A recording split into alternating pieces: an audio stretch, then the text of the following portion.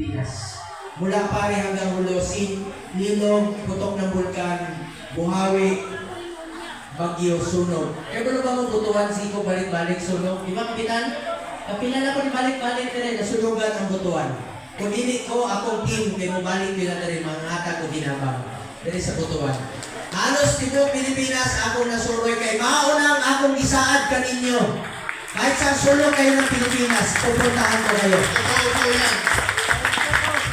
Mauna ang tawag nila sa ako, Mr. Malasakit, kaya ang akong bisyo, magserbisyo sa inyong dalawa.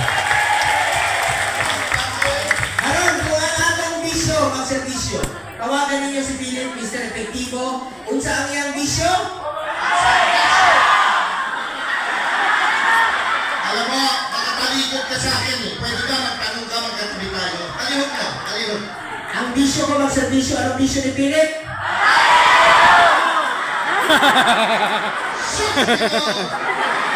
Abuhan ko talaga sa inyo. Oo na.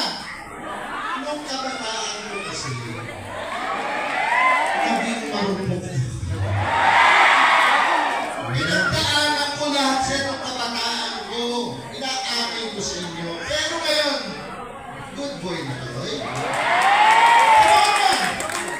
Ay, ito lang ang, tiyempo. Ito lang ang tiyempo para makahingi ng kapatawaran doon sa pinagdaanan ko yung kabataan. Tatawarin niyo ako.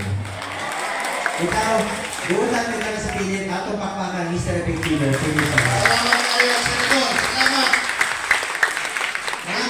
Mga kaisulang, nalang ko isulti kaninyo yung tanan.